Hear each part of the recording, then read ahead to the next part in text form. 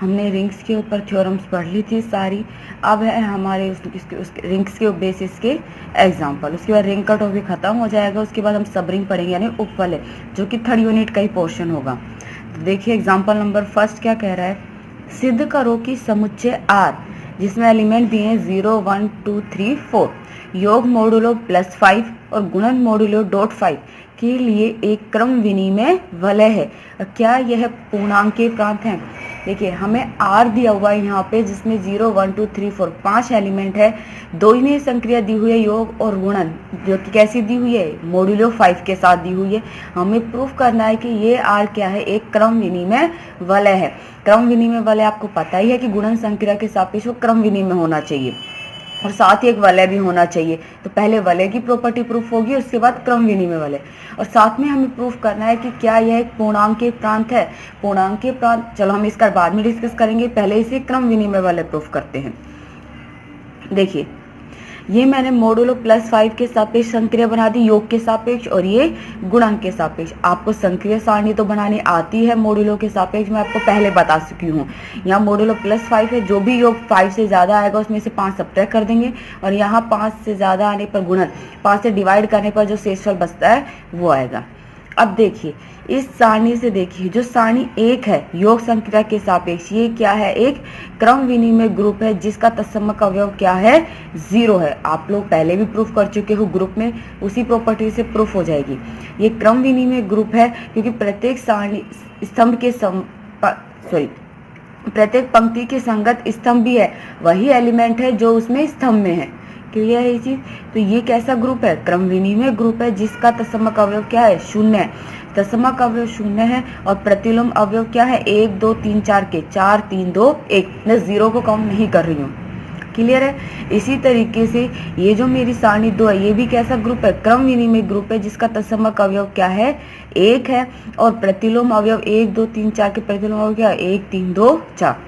यानी ये दोनों ही क्या है, ग्रुप है, क्रम विनिमय ग्रुप है। मोडुलो योग 5 भी और मोडुलो गुणन .5 भी, दोनों ही क्रम विनिमय ग्रुप है। और चूंकि 0 1 2 3 4 ये कैसे है, पूर्णांक है, और हमें पता है कि जो पूर्णांक होते हैं वो साहचर्य और बंटनता के नियम का क्या करते हैं, पालन करते हैं। इसलिए ये क्या है, साहचर्य और बंटनता के नियम का भी पालन करेगी। इसलिए R +5 .5 क्या है, एक वलय है, वलय है। साथ ही ये कैसी है, क्रम विनिमय वलय है, क्योंकि आप यहाँ पर जो भी देखोगे 0, देखो दूसरी पंक्ति 0 1 2 3 4 इसके स्तंभ वही है। तीसरी देखो 0 2 4 1 3 वही है। तो यानी ये कैसा एक क्रम विनिमय वलय है।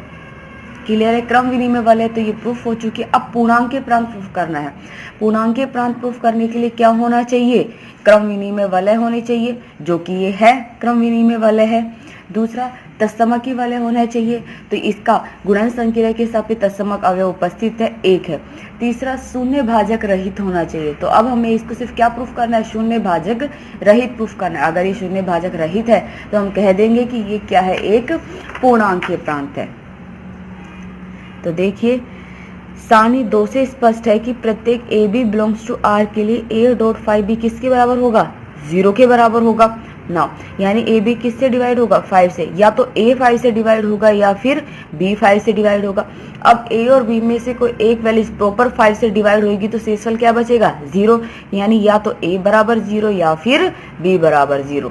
तो A.5 B is equal to 0, it's implies A बराबर 0 या B बराबर 0। यानी जो मेरा R है वो कैसा है, शून्य भाजक रहित है। तो R +5.5 क्या है, एक पूर्णांकीय प्रांत है। क्लियर है ये चीज ना? यहाँ देखिए आपको एक सेट दिया हुआ है SAB, क्रमित युग्मों के रूप में दिया हुआ है, जहाँ AB R के एलिमेंट है। स्वास्तिक संख्याओं के सभी क्रमित युग्मों का समुच्चय, S क्रमित युग्मों का समुच्चय, जहाँ पर ये कैसी संख्या है, वास्तविक संख्या है। सिद्ध कीजिए कि S शून्य भाजक सहित एक क्रम विनिमय तत्समकी वलय है। हमें प्रूफ करना है कि जो S है वो कैसा है, शून्य भाजक सहित क्रम विनिमय तत्समकी वलय है, जहाँ प्लस और गुणन संक्रिया इस तरीके से डिफाइन है। और साथ में ही हमें प्रूफ करना है कि ये क्या पूर्णांक के प्रांत है। सेम उसी की तरीके से आप इसे इजीली सोल्व कर सकते हो। मैं इसमें सबसे पहले तो आप इसको क्या प्रूफ करोगे, वलय। ठीक है। तो संवृतता दिखा दी। देखिए इस एस के कोई भी क्रमित युग्मों के 2 एलिमेंट लीजिए जहां पर ए बी वास्तविक संख्याएं होंगी, जो भी लोग इस सेट में ही बिलोंग करेंगे यानी संवृत है। साहचर्यता के लिए एक और क्रमित युग्म डिफाइन कर दीजिए, मैंने EF डिफाइन कर दिया। ये साहचर्य नियम का भी पालन करेगी गुण योग और गुणन के सापेक्ष, यहाँ आपको दी हुई है। मैं आपको इसका सिर्फ नोट्स भेजूंगी, आपको ये इजीली समझ में आ जाएगा। ये इसमें कुछ भी ऐसा नहीं है कि जो आपको समझ में नहीं आए, तो आप लोग इस क्वेश्चन को इजीली सोल्व कर सकते हो, ठीक है। अगर नहीं आता है समझ में तो आप मुझे बता देना, मैं फिर से आपको रिपीट कर दूंगी। यहाँ मैं सिर्फ एक चीज़ है जो आप लोगों को समझाऊंगी, वो है पूर्णांक के प्रांत के लिए। देखिए आपको इसमें क्वेश्चंस में आपको प्रूफ करना था क्रम विनिमय तस्मक, तो आप संवृतता दिखा दोगे, गुण योग और गुणन के लिए साहचर्यता भी दिखा दोगे, ठीक है। योग और गुणन के लिए क्रम तस्मक अवयव भी दिखा दोगे, योग का प्रतिलोम अवयव भी दिखाओगे, योग और गुणन के लिए क्रम विनिमयता भी शो कर दोगे। इजीली आपको संक्रिया दी हुई है कि किस तरीके से ऑपरेट होगी, ये आपने ग्रुप में पढ़ लिया था, और बंटनता को भी शो कर दोगे, ठीक है। तो हमारा एस क्या प्रूफ हो जाए, क्रम विनिमय। अब पूर्णांक के प्रांत प्रूफ करने के लिए सिर्फ क्या बचा है, शून्य भाजक रहित बचा है, ठीक है। अब देखिए मैंने 2 एलिमेंट ले लिए हैं पूर्णांक 7 0 और 0 11, जहाँ ये दोनों ही 0 के बराबर नहीं है, लेकिन इन दोनों को जब गुणा करती हूँ तो ये क्या आ रहा है 0 0, ना तो ये वैल्यू 0 है ना ही ये वैल्यू 0, लेकिन ये इनका गुणनफल क्या आ रहा है 0 आ रहा है, यानी ये कैसा है शून्य भाजक सहित वलय है। और शून्य भाजक सहित वलय यानी शून्य भाजक रहित नहीं है, और शून्य भाजक रहित नहीं है तो यानी ये क्या है पूर्णांक के प्रांत नहीं है। क्लियर है ये चीज ना। एग्जाम्पल नंबर जो 4 है, देखिए सिद्ध कीजिए गाउसियन पूर्णांक। देखिए गाउसियन पूर्णांक क्या होती है, सम्मिश्र संख्याएं होती हैं, ठीक है। a प्लस आयोटा b की फॉर्म में ही ये सम्मिश्र संख्याएं होती है जहाँ a और b पूर्णांक होते हैं। तो गाउसियन पूर्णांक उसे ही बोलते हैं, वो एक सम्मिश्र संख्याएं होती हैं a प्लस आयोटा b की फॉर्म में जहाँ a और b पूर्णांक होते हैं। सिद्ध कीजिए कि गाउसियन पूर्णांकों का समुच्चय J m plus iota n mn belongs to Z सम्मिश्र संख्याओं के यौगिक और गुणन संक्रियाओं के सापेक्ष एक वलय है। क्या यह पूर्णांक के प्रांत है और क्या यह एक क्षेत्र है। 2 चीजें, पहले तो इसे वलय प्रूफ करना है, फिर पूर्णांक के प्रांत और फिर क्षेत्र। तो गाउसियन पूर्णांक के देखो डेफिनेशन मैंने आपको लिख दी है कि ये एक सम्मिश्र संख्या होती है m प्लस आयोटा n की फॉर्म में, जहाँ m और n क्या होते हैं, दोनों पूर्णांक ही होते हैं, यानी J is equal to m plus iota n, जहाँ m n किसको बिलोंग करेंगे Z को। अब संवृतता के लिए मैंने 2 सम्मिश्र संख्याएं मानी है, m1 प्लस आयोटा n1 जो कि J को ही बिलोंग करेगी, m2 प्लस आयोटा n2 ये भी किसको बिलोंग करेगी, J को बिलोंग करेगी, जहाँ m1 m2 n1 n2 किसको बिलोंग कर गए, Z को। नाउ प्लस में देखिए m1 plus iota n1 plus m2 plus iota n2, तो m1 plus m2 plus iota n1 plus n2 किसको बिलोंग करेंगे, J को बिलोंग करेंगे। क्यों, क्योंकि अगर m1 और m2 Z को बिलोंग कर रहे हैं तो m1 प्लस m2 भी Z को बिलोंग करेंगे, और n1 n2 Z को बिलोंग कर रहे हैं तो इन दोनों का सम भी किस में आएगा, Z में आएगा, क्योंकि Z पूर्णांक है, आप देख लेना। इसी तरीके से यानी ये वैल्यूज किस में बिलोंग करेगी, J में, यानी योग संक्रिया कैसी है, संवृत है। इसी तरीके से गुणन संक्रिया शो कर दोगे m1 plus iota n1 dot m2 plus iota n2, ये क्या हो जाएगा m1 m2 minus n1 n2 plus iota m1 m2 plus m2 n1, ये भी किस में बिलोंग कर गया, Z में, ये किस में बिलोंग करेगा, Z में। कंप्लीट वैल्यूज किस में बिलोंग कर गई, J में, तो यानी ये गुणन संक्रिया भी कैसी है, संवृत है, ठीक है। तो सम्मिश्र संख्याओं की योग तथा गुणन संक्रिया क्या है, J में संवृत है। अब योग और गुणन संक्रिया के लिए साहचर्यता, हमें पता है कि जो सम्मिश्र संख्याएं होती है वो योग और गुणन संक्रियाओं के सापेक्ष कैसी होती है, सहचारी होती है, यानी J भी कैसा है, सहचारी है। योग और गुणन के लिए तत्समक अवयव, योग का तत्समक अवयव 0 प्लस आयोटा 0 होगा, क्योंकि जब आप उसे संक्रिया कराओगे तो आपको वही एलिमेंट मिल जाएगा, और गुणन के सापेक्ष तत्समक अवयव होगा 1 प्लस आयोटा 0, क्योंकि जब उसकी संक्रिया कराओगे तो आपको वही एलिमेंट मिल जाएगा। योग का प्रतिलोम अवयव minus m minus iota n होगा, क्योंकि जब आप उसकी संक्रिया कराओगे तो आपको तत्समक अवयव फाइंड होगा। क्लियर है ना। योग और गुणन के लिए क्रम विनिमयता, हमें पता है कि सम्मिश्र संख्याएं योग और गुणन के संक्रियाओं के लिए क्रम विनिमय होती है, इसलिए J भी कैसा है, क्रम विनिमय। बंटनशीलता, तो ये J है वो योग और गुणन संक्रिया के लिए बंटनता के नियम का भी पालन करेगा, यानी J कैसा है, वलय है। क्लियर है। अब वलय प्रूफ हो चुका है। अब हमें प्रूफ करना है पूर्णांकीय प्रांत और क्षेत्र। दोनों में क्या चीज है कि क्रम विनिमय वलय होनी चाहिए और तत्समक वलय होनी चाहिए। ये दो चीजें तो प्रूफ हो गई। गुणन के लिए क्रम विनिमय है, तत्समक अवयव भी है। पूर्णांकीय प्रांत में हमें तीसरी प्रॉपर्टी प्रूफ करनी होती है कि शून्य भाजक रहित हो और क्षेत्र में कि अशून्य अवयव का गुणात्मक प्रतिलोम विद्यमान हो। तो सबसे पहले पूर्णांकीय प्रांत हमें सिर्फ एक एक कंडीशंस प्रूफ करनी है।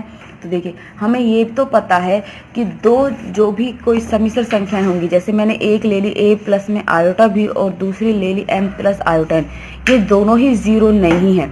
अगर ये दोनों ही जीरो नहीं है तो इन दोनों समिश्र संख्याओं का गुणनफल कभी भी जीरो फाइंड नहीं होगा। ये तो आपको पता ही है। चूंकि दो अशून्य सम्मिश्र संख्याओं का गुणनफल शून्य नहीं होता है, इसलिए सम्मिश्र संख्याओं का समुच्चय शून्य भाजक सहित नहीं है। क्योंकि कभी भी दो अशून्य सम्मिश्र संख्याओं का गुणनफल, कोई भी अशून्य सम्मिश्र संख्या लीजिए दो, उनका गुणनफल कभी भी जीरो नहीं होगा। और जब दो अशून्य सम्मिश्र संख्याओं का गुणनफल जीरो नहीं है तो सम्मिश्र संख्या कैसी नहीं है? शून्य भाजक सहित नहीं है। शून्य भाजक सहित नहीं है यानी वो कैसी है? शून्य भाजक रहित है। क्योंकि इनमें से एक जीरो होगा तो ही इनका गुणनफल जीरो मिलेगा। तो यानी जे कैसा है? पूर्णांकीय प्रांत है। क्लियर है ये चीज? नाउ नेक्स्ट है हमारा अब पूर्णांकीय प्रांत तो प्रूफ हो गया। अब हमें प्रूफ करना है क्षेत्र के लिए कि प्रत्येक अशून्य अवयव का गुणात्मक प्रतिलोम विद्यमान होना चाहिए। तो मैंने मान लिया कि a प्लस आयोटा b जो कि जीरो के बराबर नहीं है, इसका गुणात्मक प्रतिलोम अवयव है x प्लस आयोटा y। गुणन के लिए देख रहे हैं तो a plus iota b into X plus iota y क्या हो गया? 1 plus iota 0। ax minus B Y plus multiply कीजिए iota A Y plus B X is equal to 1 plus iota 0। Real और इमेजिनरी पार्ट कंपेयर कीजिए तो A X minus B Y is equal to 1 और B X plus A Y is equal to 0। तो यानी x is equal to हो गया a upon A square plus B square और y हो गया minus B upon A square plus B square. लेकिन यहाँ पर देखिए j के प्रत्येक अवयव का गुणात्मक प्रतिलोम तो विद्यमान है, लेकिन वो j में नहीं है। क्यों नहीं है? क्योंकि हमें पता था कि ये कैसे अवयव होने चाहिए? पूर्णांक होने चाहिए। m और n किसको बिलोंग करते हैं? z को। अगर मैं a की जगह 2 और b की जगह 3 ले रही तो 2/13 z में बिलोंग नहीं करेगा। इसी तरीके से माइनस 3/13 भी z में बिलोंग नहीं करेगा क्योंकि a और b पूर्णांक है। तो यानी प्रतिलोम अवयव तो है लेकिन वो j में विद्यमान नहीं है। तो यानी इसके प्रत्येक अशून्य अवयव का गुणात्मक प्रतिलोम j में विद्यमान नहीं है। तो यानी j क्या है? क्षेत्र नहीं है। क्लियर है? एग्जाम्पल नंबर जो 5th है आपका वो सेम इसी तरीके से है। आप लोगों से इजीली सोल्व आउट हो जाएगा। उसमें आपको कोई भी प्रॉब्लम नहीं होगी कि वो एग्जाम्पल आपसे सोल्व नहीं हो। ठीक है? एग्जाम्पल नंबर 6 भी सोल्व हो जाएगा आपसे। अब मैं आपको जो एग्जाम्पल सोल्व कराऊंगी वो सिर्फ लास्ट एक एग्जाम्पल है, एग्जाम्पल नंबर 9। बाकी मैं आपको पीडीएफ सेंड कर दूंगी।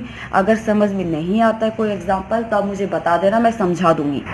ठीक है? क्योंकि आपको मैंने पहले ही बोला था आपको प्रॉपर्टी याद होनी चाहिए तभी आप क्वेश्चन सोल्व कर पाओगे। ग्रुप में आपने संग्रह कैसे ऑपरेट की जाती है पढ़ लिया था। अब मैं एग्जाम्पल नंबर 9 सोल्व करवा रही हूँ जो थ्योरम की फॉर्म में ही है।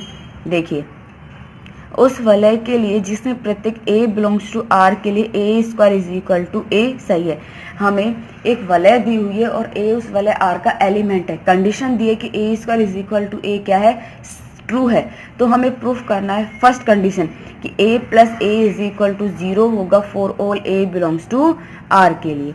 दूसरा, अगर a प्लस b बराबर है 0 के तो ये इंप्लाइज करेगा कि a is equal to b होगा। ठीक है? तीसरा कि a plus a is equal to 0 होगा for all a belongs to r के लिए और a plus b is equal to 0 it's implies a is equal to b। साथ ही तीसरा होगा r क्या है? एक क्रम विनिमय वलय होगी। ठीक है? नाउ देखिए मैं पहली कंडीशन प्रूफ करी और ये हमें दिया हुआ a square is equal to a सही है। अगर a r का एलिमेंट है तो a प्लस a भी r का ही एलिमेंट होगा। नाउ तो a प्लस a का होल स्क्वायर ये वाली कंडीशन किसके बराबर हो जाएगा? a प्लस a के। इसे लिख सकती हूँ a plus a into a plus a plus a का होल स्क्वायर को is equal to a plus a लिख सकती हूँ। नाउ मल्टीप्लाई कीजिए तो a into a into a plus a into a plus a into A is equal to A plus A, ये क्या हो गया A square plus A square plus A square plus A square. A square किसके बराबर दिया हुआ है, ए के बराबर दिया हुआ है, तो हो गया ये ए के बराबर है। नाउ मैं इन्हें ब्रैकेट में लिख रही हूँ और ए प्लस ए को जीरो के साथ लिख सकती हूँ, तत्समक अवयव के नियम से इसे लिख सकती हूँ ए प्लस जीरो। तो वाम निरसन नियम से क्या हो गया a plus A is equal to zero, और हमें यही प्रूफ करना था कि a plus A is equal to zero. दूसरा कि अगर a plus B is equal to zero तो it's implies a is equal to B. देखिए तो अगर a और b r के एलिमेंट है तो a प्लस बी भी किसके एलिमेंट होंगे, r के एलिमेंट होंगे। नाउ हमें दिया है a plus B is equal to zero. समीकरण 1 से 0 किसके बराबर है, a प्लस ए के। लिख दीजिए समीकरण 1 से 0 की वैल्यू। वाम निरसन नियम से a कैंसिल आउट, क्या बचेगा b is equal to a। हो गया ये प्रूफ। तीसरा मुझे प्रूफ करना है कि r क्या है, क्रम विनिमय वलय है। देखिए तो अगर a और b r के एलिमेंट है तो a प्लस बी भी किसके एलिमेंट होंगे, r के एलिमेंट होंगे। a square is equal to a दिया हुआ है, उस कंडीशन से लीजिए a प्लस बी का होल स्क्वायर किसके बराबर हो गया, a प्लस बी के। नाउ a प्लस इसको लिख सकती हूँ a plus B into A plus B is equal to A plus B. Multiply कीजिए a into A square, a into B plus B into A plus B into B square is equal to A plus B. A square किसके बराबर है, ए के, और B square किसके बराबर हो गया, बी के। नाउ वाम निरसन नियम से ए कैंसिल आउट, ये वैल्यूज बचेगी। दक्षिण निरसन नियम से बी कैंसिल आउट, क्या बचा a dot B plus B dot A is equal to zero. Second condition से देखिए अगर a plus B is equal to zero है तो a किसके बराबर है, b के। यहाँ पे भी a plus B is equal to zero, तो ये किसके बराबर हो गया, b के। a dot B is equal to b dot a। हो गया ये प्रूफ। ये थी हमारी कंडीशन, प्रूफ हो चुकी है। रिंग का टॉपिक हमारा कंप्लीट हो चुका है वलय का। ये एग्जांपल से जो मैं आपको सेंड कर दूंगी। अगर किसी भी एग्जांपल में कोई भी डाउट है, समझ में नहीं आता है तो आप मुझे बता देना, मैं फिर से आपको रिपीट कर दूंगी। इसके बाद नेक्स्ट एक्सरसाइज स्टार्ट करूंगी उपवलय की, जो कि 3rd यूनिट का ही पोर्शन होगी।